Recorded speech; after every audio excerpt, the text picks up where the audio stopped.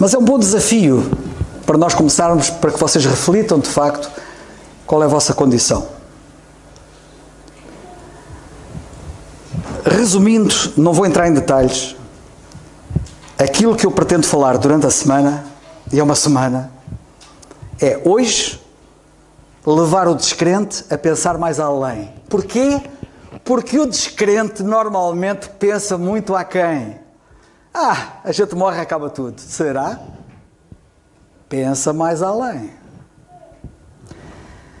Evidentemente que não é por eu estar a dizer isto ou aquilo que vocês vão ficar esclarecidos, ou vou fazer aqui uma apresentação de uma lógica e de uma persuasão tão forte que vocês não vão deixar de resistir. Ou vão deixar de resistir. Não. Eu tenho a noção disso. Mas também tenho a noção que, apesar da simplicidade daquilo que eu espero apresentar, isso vos leva a refletir, a pensar. Eu quero que vocês pensem, porque o pouco pensar, muito dará que pensar. E então eu quero que vocês pensem e façam este exercício que eu espero ajudar-vos a pensar mais além. Inicialmente eu queria falar no pensar mais além, em primeiro lugar do descrente, que é isso que eu espero falar esta noite, e ainda esta noite eu esperava falar do pensar mais além do crente. Sim, porque o crente também tem que pensar mais além. E o pensar mais além é além daquilo que tem sido a sua vida. Além daquilo que ele próprio até imagina que pode ser a sua vida. E eu quero que vocês pensem mais além. Mas depois, quando eu pus-me a trabalhar no assunto, eu disse assim, não posso falar sobre isso hoje. E vou falar amanhã, no tema da amanhã, vou encaixar aquilo no tema da amanhã, e eu espero que o Senhor me ajude. E mesmo assim, aquilo que eu quero falar hoje, para que o descrente pense, isto vai ser complicado porque ainda é um bocado, que Deus me ajude, mas também se eu tiver a noção e a sensibilidade, a sensação de que estou a ir além, nisto não quero ir além. Portanto, o que eu quero falar é que a pessoa que ainda não é crente pense mais além, que a pessoa que é crente pense mais além, e depois quero que todos pensem mais além relativamente ao futuro. Sim, porque há um futuro. E em relação ao futuro, eu não vos vou falar sobre o que é que eu vou falar. Eu sei o que é que vou falar, mas não vos vou dizer, até para criar algum suspense relativamente. Nós vamos indo e vamos vendo e vocês vão ver o que é que eu vou falar.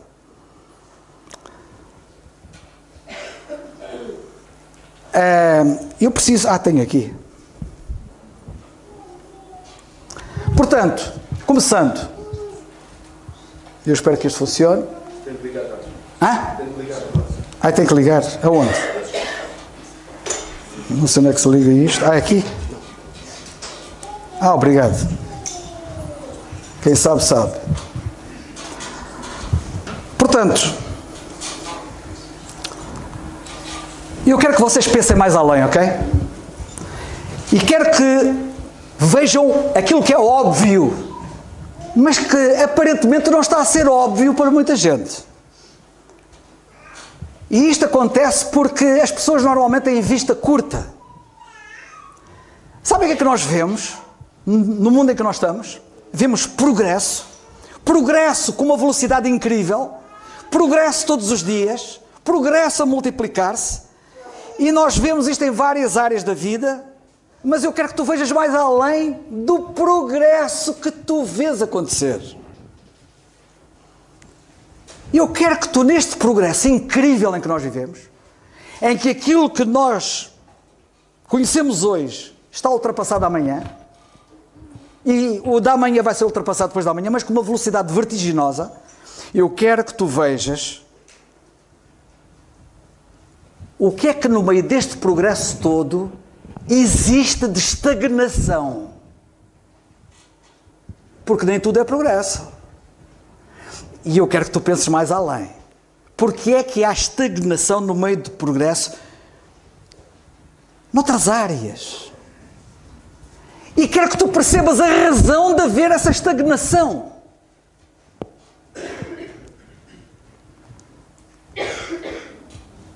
Há mais de 3.000 anos, o rei David, ao escrever o Salmo 23, ele fala de 4 realidades, de 4 necessidades ancestrais, de sempre, do homem de ontem, como do homem de hoje, como será do homem da manhã.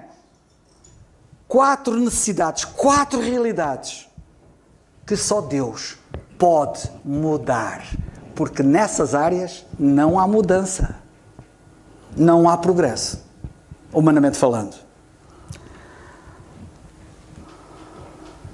Primeiro, o vazio do homem.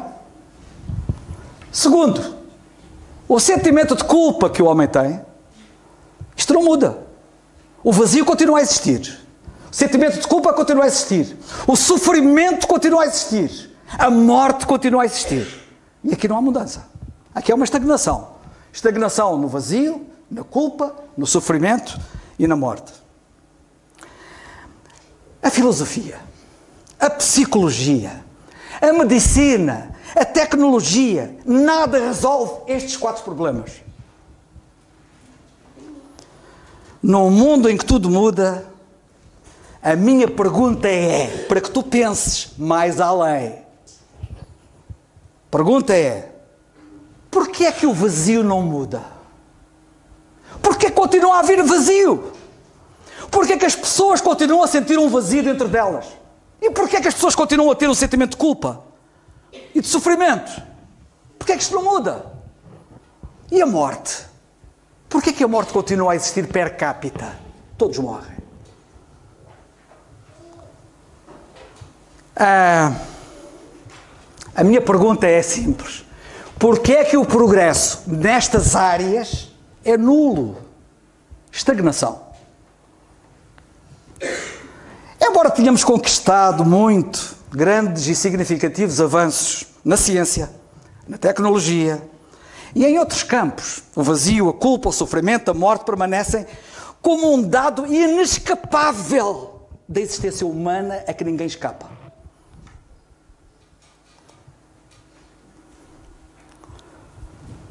Só olhando mais além, levantando a cabeça e olhando para cima, é que nós podemos encontrar a solução para o problema do vazio, da culpa, do sofrimento e da morte. Porque aqui embaixo não há solução para isso. Pensa mais além.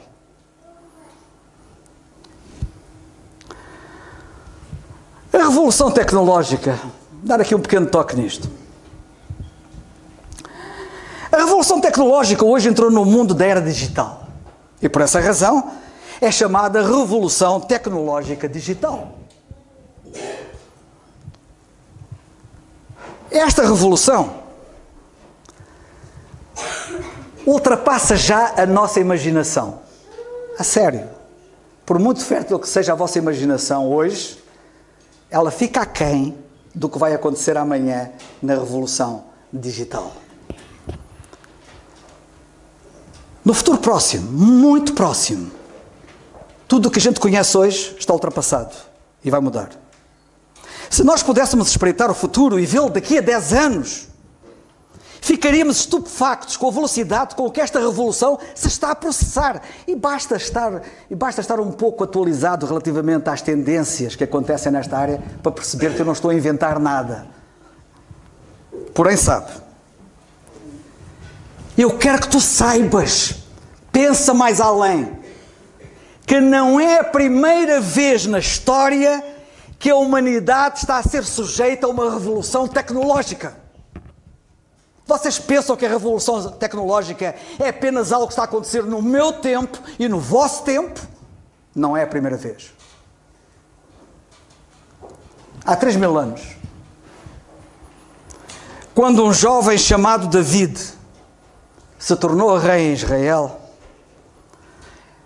aquela nação de Israel era um pouco mais do que um conjunto de tribos primitivas que vivia em tendas.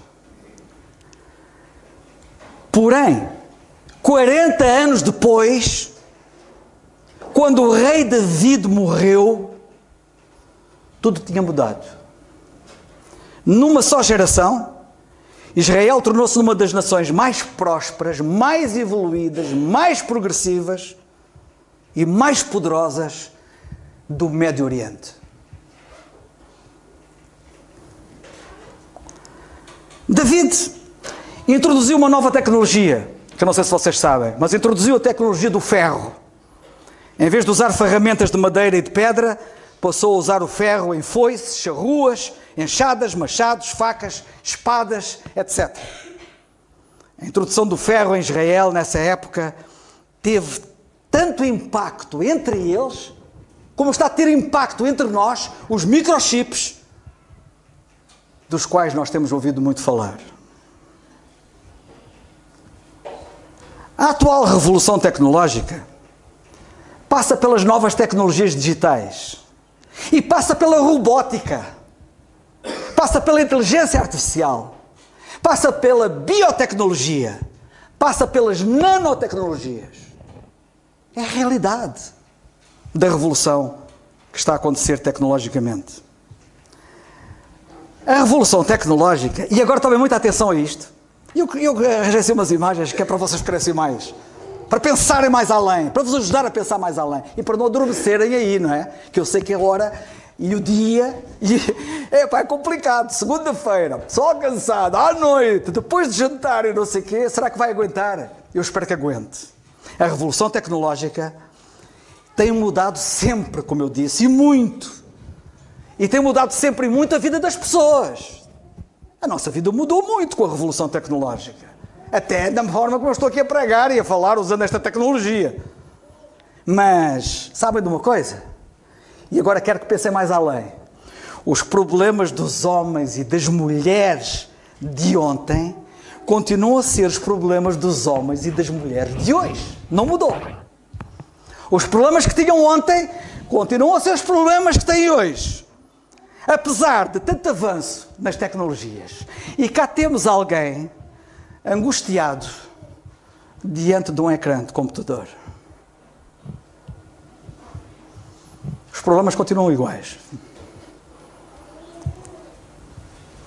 E ao continuarmos com problemas críticos que persistem e que a tecnologia e a mera vontade e esforço humano não conseguem resolver, não há armas nesta batalha, a não ser que olhemos mais além e para cima.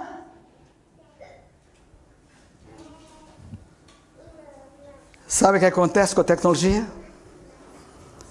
A tecnologia só veio mascarar o problema que o homem tem atrás da máscara.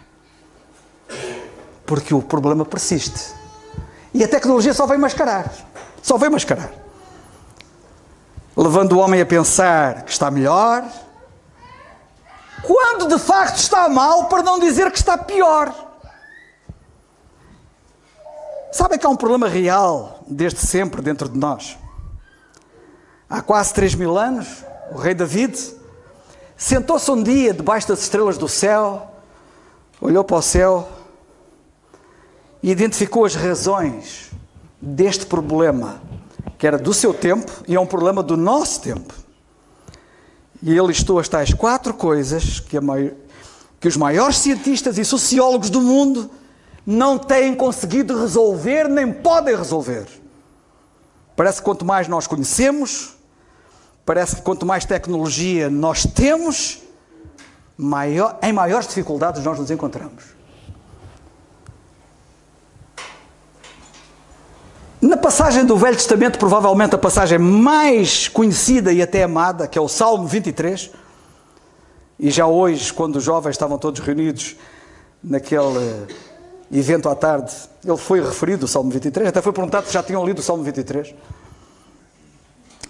que foi escrito pelo rei David. Nós vemos-lo destacar no Salmo 23 os 4 maiores problemas da humanidade. Tratam-se de problemas morais e de problemas espirituais. E só respostas morais e espirituais, nunca tecnológicas. A medicina aqui não resolve nada. Só respostas morais e espirituais adequadas e corretas resolverão esses problemas. E escusamos de ir por outros caminhos porque os homens já esgotaram os outros caminhos e não resolveram, nem conseguiram resolver nada ao longo de milénios. E estamos em 2025.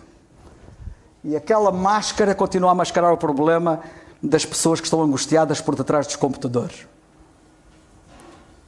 Costumo dizer que a Bíblia é o manual do fabricante.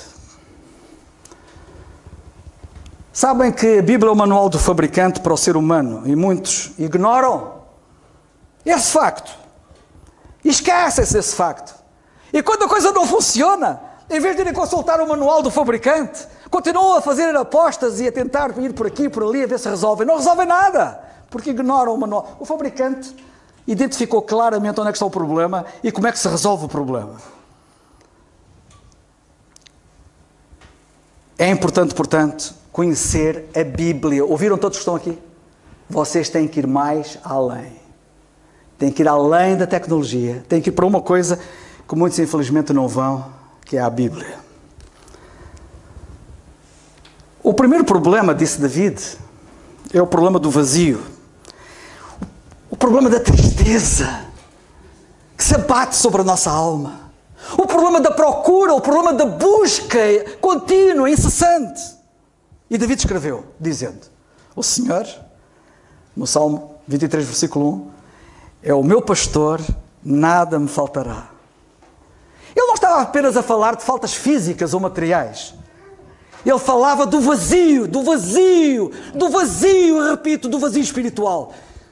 O Senhor é meu pastor, nada me faltará. Para eu não ter vazio, para não haver falta, eu tenho que olhar e pensar mais além. O Senhor.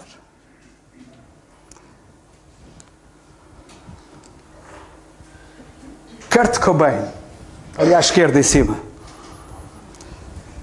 líder do grupo famosíssimo, um grupo de rock que existiu não há muitos anos, que era os Nirvana, com a idade de 27 anos, aquele rapaz que vocês veem ali com aquela viola, suicidou-se. Sabem porquê? Porque apesar de ter tanto dinheiro e tanta emoção, ele tinha um vazio dentro dele. Eis, portanto, o exemplo de alguém com este problema, terminando de forma trágica. É verdade que nem toda a gente aqui no mundo termina dessa maneira no suicídio. Mas todos lutam com o problema do vazio dentro deles. Sabem que nada os preenche, que nada os satisfaz plenamente. E foi assim, nessa onda, que a Marilyn Monroe, tão famosa e tão bonita, pôs ter uma vida também.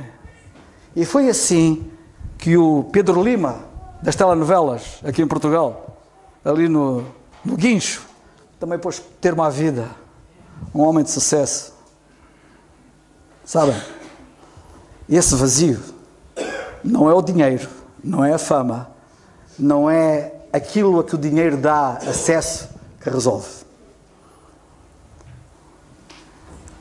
Vocês já notaram que o homem inventa constantemente coisas para se satisfazer e não consegue? Só lhe falta fazer o pino. Olhem o que o homem faz. Alguns dizem que são um cão, outros já, olha, nem classifico. Até mudam de identidade. Sabem que vivemos numa época em que as pessoas agora tentam mudar de identidade. Debaixo daquela ideologia de género, e vão mais longe do que isso. Pensando que isso resolve. Mas isto só... Não é preciso ser engenheiro para chegar... Não é, Paulo? Não é preciso ser engenheiro para perceber que aquilo, alguma coisa vai mal ali naquelas cabecinhas, alguma coisa vai mal. Já não sabem o que fazer. Tentam tudo. Coisas absurdas, aberrantes. Sabem qual é o segundo problema? Depois do vazio? A culpa do pecado. 6 letras.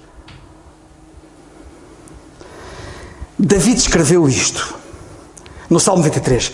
Ele refrigera, ou como diz outra versão, restaura a minha alma.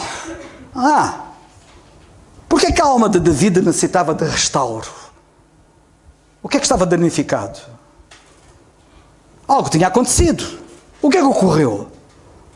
O que é que ocorreu entre ele e o Criador? Trata-se desta palavra de 6 letras que está ali. Pecado. Bem no fundo do nosso interior, nós sabemos que não alcançamos os nossos próprios padrões, para não falar nos padrões de Deus. Falhamos continuamente. Ou melhor, pecamos continuamente. Deixa-me contar-vos aqui uma coisa que eu li há pouco tempo. Uma enfermeira, que era muito bonita,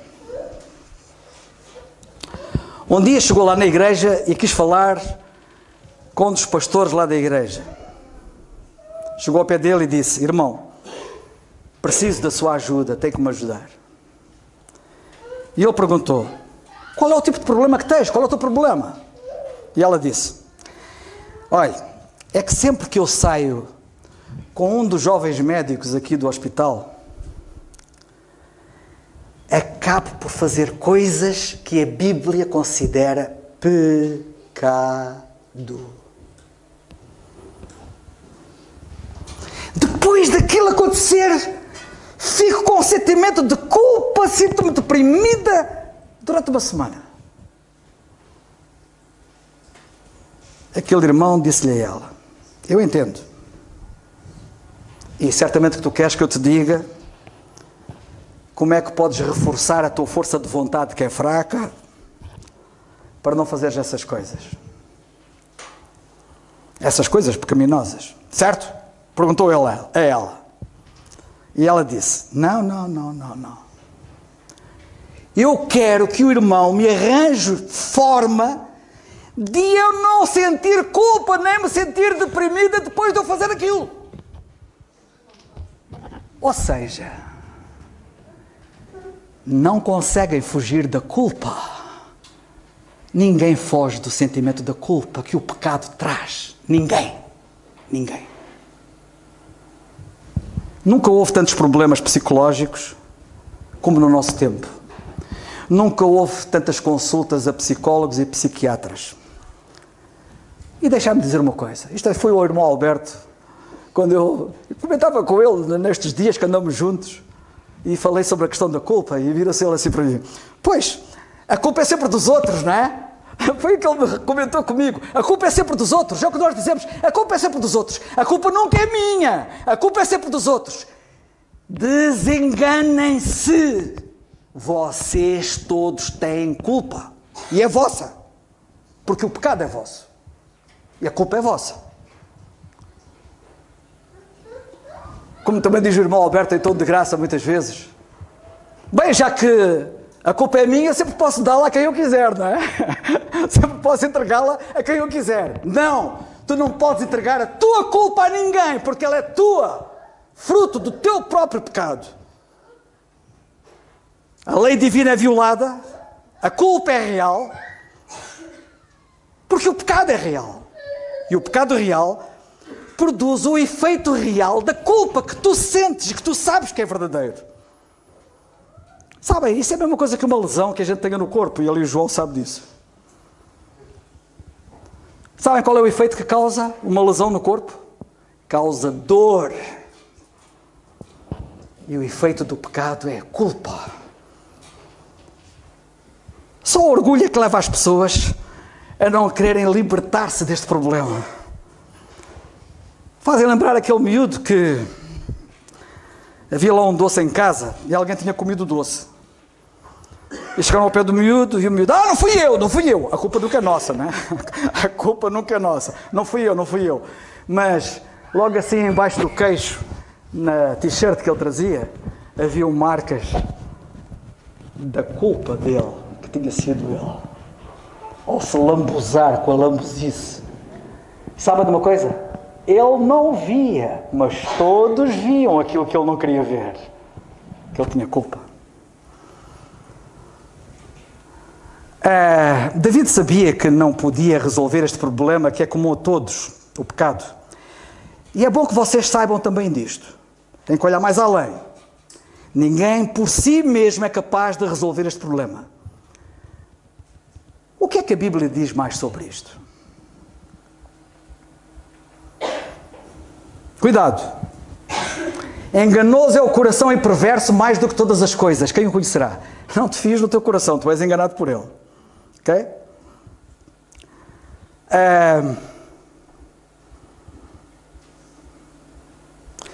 E outra coisa, a Bíblia diz que o problema está em nós, está dentro de nós.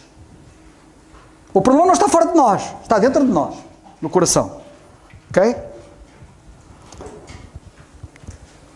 E é o pecado que nos separa de Deus.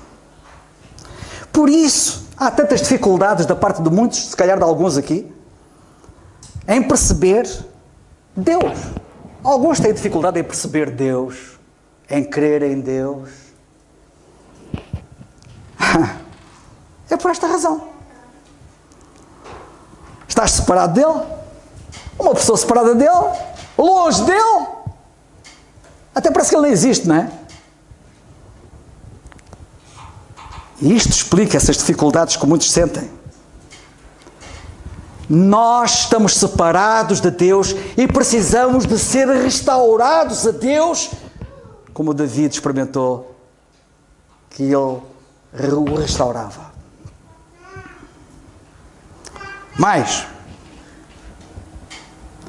porque do coração do homem procedem os maus pensamentos, mortes, adultérios, prostituição, furtos, falsos testemunhos e blasfémias. São essas coisas que contaminam o homem. Combater isto por fora não resolve. É um problema interno. Ok? E são essas coisas que contaminam o homem. E disse mais. O Senhor Jesus Cristo diz que não é o que entra pela boca do homem que contamina o homem. As pessoas estão muito preocupadas com a alimentação, e o que é que prejudica, o que é que não sei o quê. Deviam se preocupar mais com aquilo que sai da boca e não com aquilo que entra na boca. Não estou a dizer que aquilo que entra na boca não tenhamos cuidado. Mas mais cuidado com aquilo que sai da boca e que vem do coração. Porque isso contamina o homem, disse o Senhor. Ok? Há um indivíduo famoso, já ouviram falar nele, os jovens que andam aí a estudar, Bertrand Russell.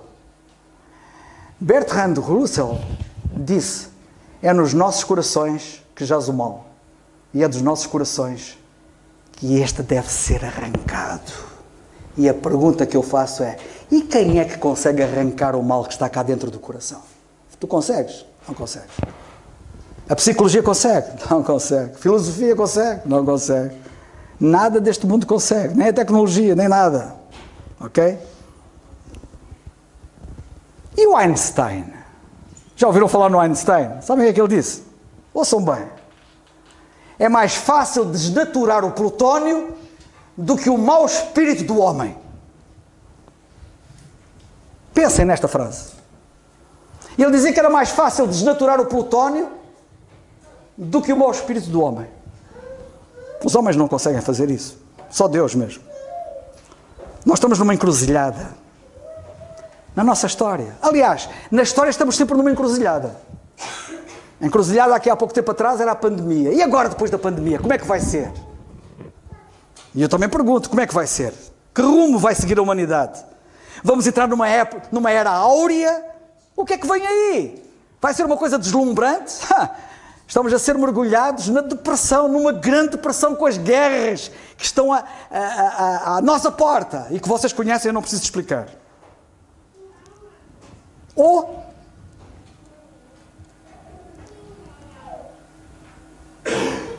estamos a entrar num futuro sombrio, cada vez mais sombrio.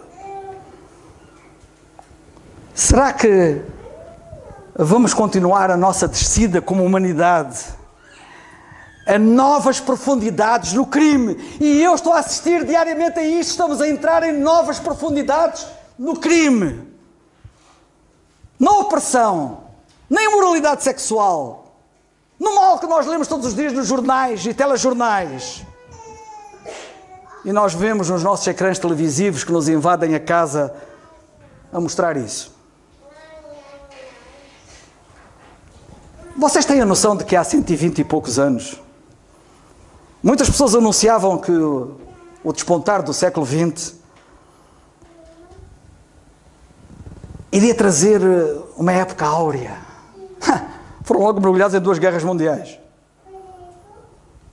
Pensavam que o avanço do progresso científico, social, seria fabuloso para o mundo. Pensavam e diziam isso. Criam que se venceriam todos os problemas que o homem enfrentava. E até criam que o mundo entraria numa era de paz. Até criaram uma instituição, uma organização chamada ONU, que até está baseada num versículo da Bíblia. Se forem a Nova Iorque e forem lá à sede da ONU, cá fora está um versículo da Bíblia que os homens converterão as espadas em enxadões, que é o que a Bíblia diz que vai acontecer, mas é só quando o Senhor Jesus Cristo vier. Nunca nenhum outro século foi tão avassalado por guerras, por genocídios, por tiranias. E eu não vou falar da história, vocês conhecem a história e sabem das tiranias que têm existido. E durante o século XX assistimos a extremos humanos do mal humano. E no século XXI? Entramos no século XXI, passaram 25 anos. A perspectiva é melhor? É sombria. A forma como o nosso século XXI tem começado não auspicia nada bom para aquilo que vem aí à frente. Sabem quais são os termos que nós ouvimos muito no nosso tempo? Neste século XXI? Ouvimos termos como limpeza étnica, violência gratuita. Violência gratuita nas ruas. Todos os dias eu nos jornais vejo em Lisboa e arredores de Lisboa e Porto, etc. Violência doméstica, ódio racial, terrorismo, insegurança, desemprego, subemprego, desigualdades sociais, corrupção em grande escala, drogas, poluição ambiental, etc. Isto tornou-se parte do nosso vocabulário diário. É parte do vocabulário dos jornalistas. É parte do vocabulário atual. Então, afinal, estamos na mesma? Estamos piores?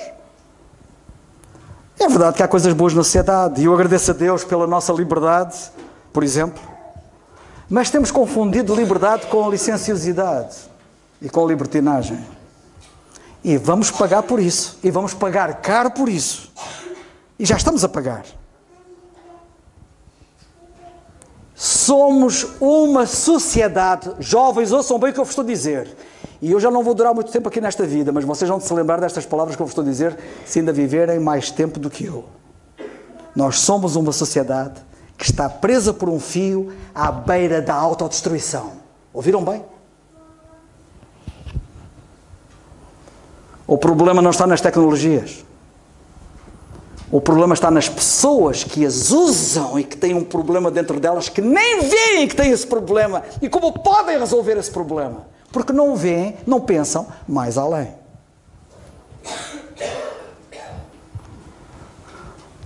David conhecia o segredo da resolução do problema, que era Deus, quando ele disse, mas eu já lá vou a isto, no Salmo 23, Senhor, Tu restauras a minha alma.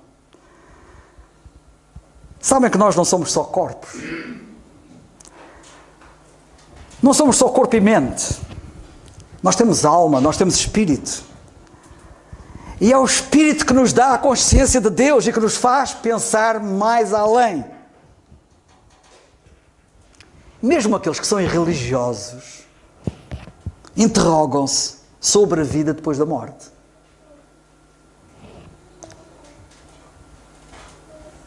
E eu ia dizer uma coisa que aconteceu esta tarde, mas nem vou dizer, que é para não perder mais tempo, porque eu já tenho pouco tempo. Olhem isto. Sabem o que é que disse o Thomas Edison?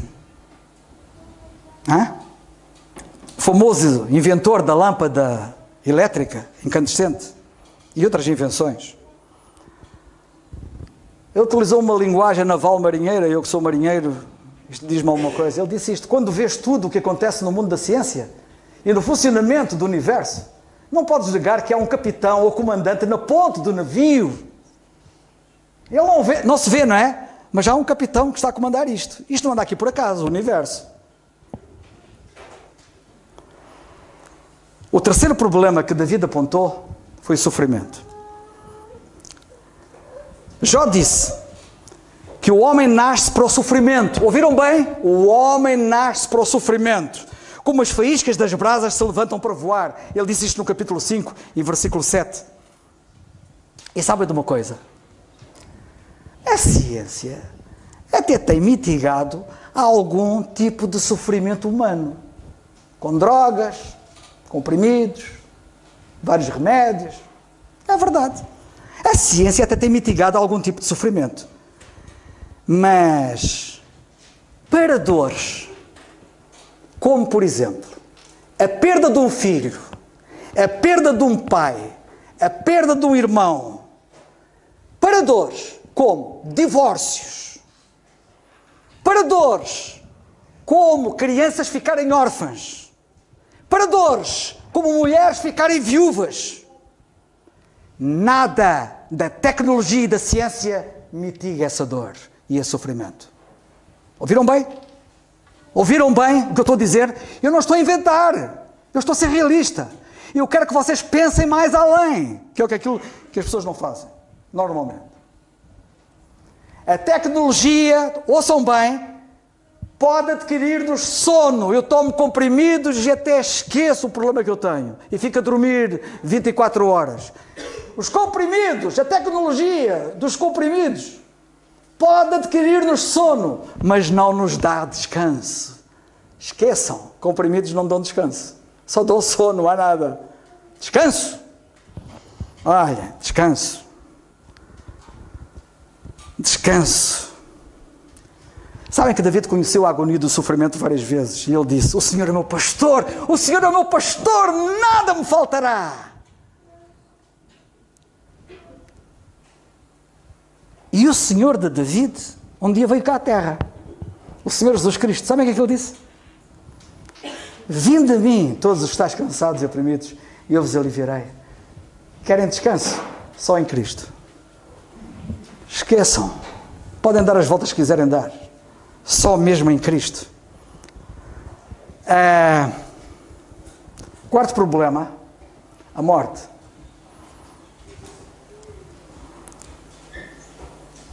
Oi? Quarto problema, a morte. Como sublinhou David, ainda que eu andasse pelo vale da sombra da morte, não temerei mal algum. Tu estás comigo. Sabem de uma coisa? Esses cientistas todos que andam aí ficam agoniados quando chega a morte. A tecnologia que eles inventaram e que seguem e que produzem não serviu de nada. Como é que se chamava o pai da Apple? Steve Jobs. Ele morreu em agonia. Ele morreu em agonia. De que lhe serviram os computadores, a tecnologia, tudo aquilo que ele conseguiu? De que lhe serviu? Nada. Ainda que eu passe pelo vale da sombra da morte, não temerei mal algum, disse David. Sabem de uma coisa? Há muitos cemitérios destes. O mundo está cheio deles. Sabem que têm todos uma coisa em comum? Estão todos nivelados pelo mesmo nível. Estão todos mortos. Todos. Todos estão ali. Tudo morto. Os hospitais podem prolongar a vida por mais um tempinho. Mas não o podem fazer para sempre. Porque há algo que eles não podem dominar, que é a alma e o espírito que está dentro do homem. Porque o homem não é só corpo.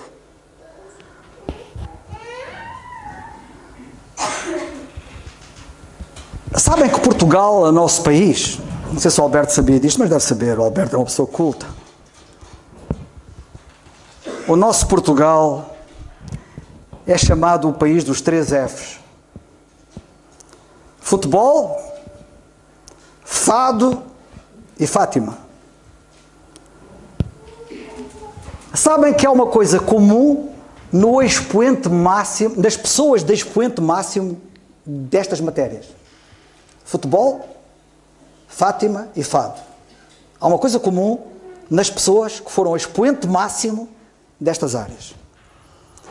Eusébio, Amália, E a Lúcia de Fátima? Olhem, estão os 3 mortos a encher aqueles cemitérios. Uma pergunta: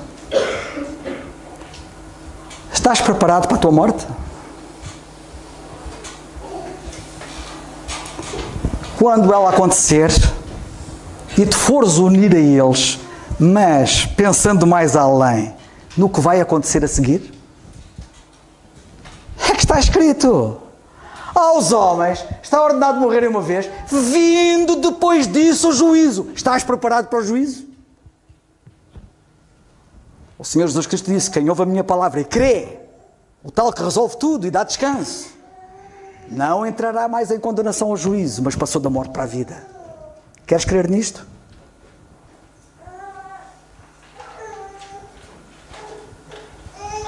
E já tinha citado, mas não quer demais, o que é que David disse sobre esta matéria.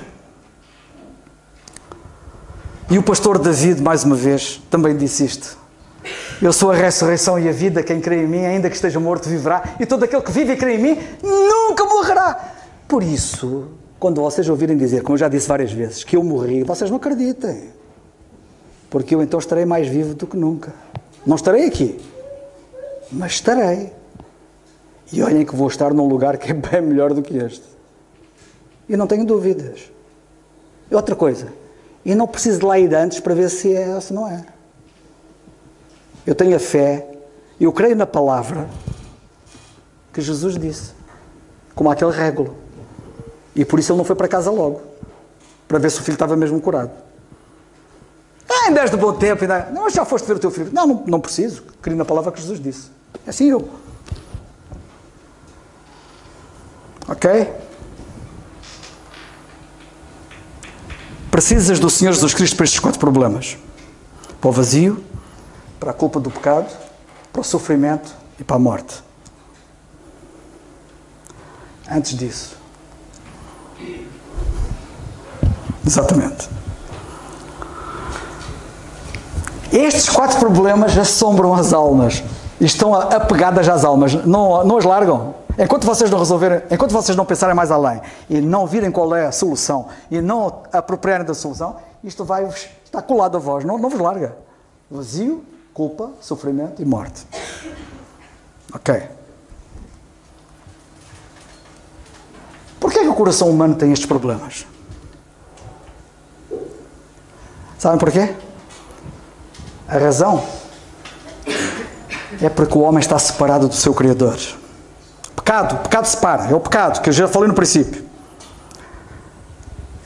E o David, mais uma vez, o Senhor faz com que nada me falte. Tenho tudo resolvido.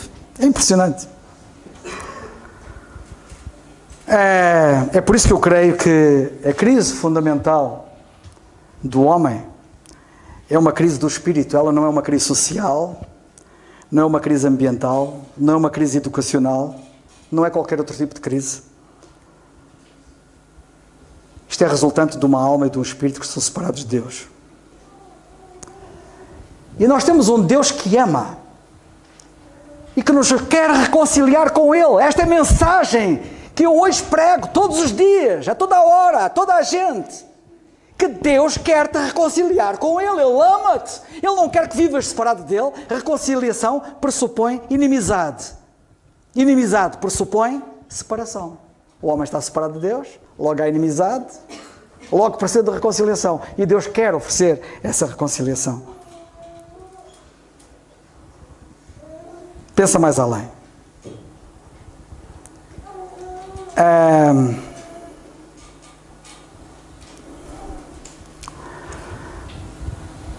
A Bíblia diz: crê no Senhor Jesus Cristo e serás salvo.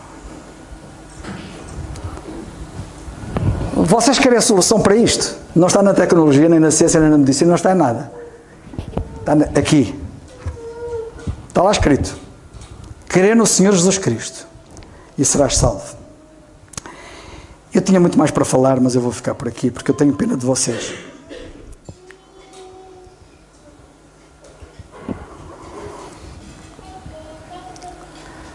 Fazendo, tornas-te uma nova criatura. Decisão. Decisão para ti esta noite. Buscai ao Senhor enquanto se pode achar e invocai-o enquanto está perto. E Ele está perto hoje. Talvez Ele nunca esteve tão perto de ti como hoje. Busca ao Senhor enquanto se pode achar, invoca-o enquanto Ele está perto. Ele diz: Senhor, salva-me. Diz isto. Deixa o ímpio o seu caminho, o homem maligno os seus pensamentos. E pense mais além. Deixa os seus pensamentos e pense mais além. E se converta ao Senhor, que se compadecerá dele.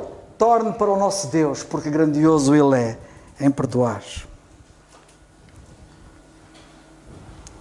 Por isso, o que eu tenho a dizer-vos a cada um de vocês é: decide. Decide bem. Decide depressa. Decide já. Estás à espera de quê?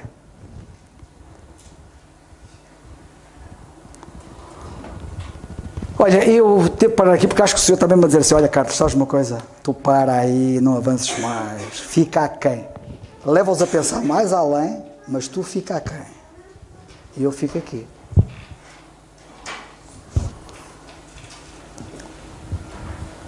Só muito rapidamente. Pois é. O problema interior.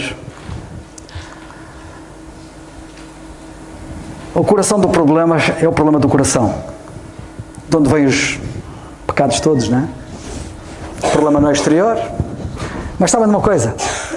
Quando tu tens um problema, tens que arrancar a raiz. Se tu não arrancas a raiz, estás sempre com o problema.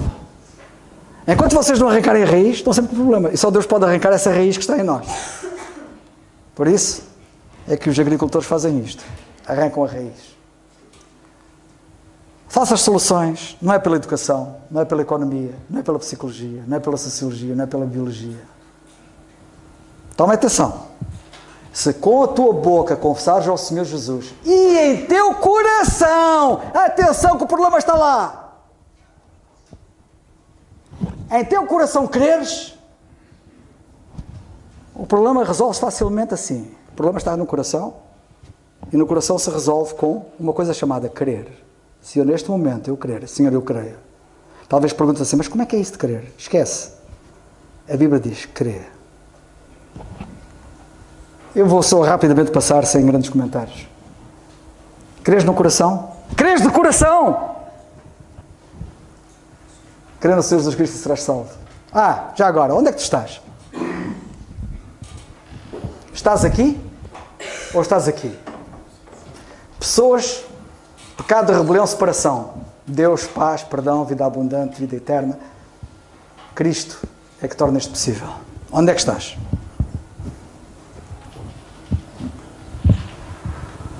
Cuidado com a mera visão imediatista. Vocês às vezes pensam curto. E pensar curto é não estar a ver mais além.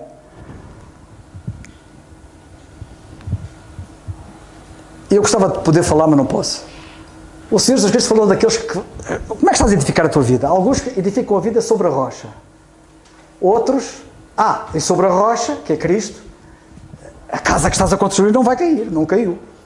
Mas se estás a construir sobre a areia, caiu. Caiu. Já agora só uma coisa curiosa. Ambas as casas eram parecidas. Acho eu. A tua vida e a minha vida são parecidas.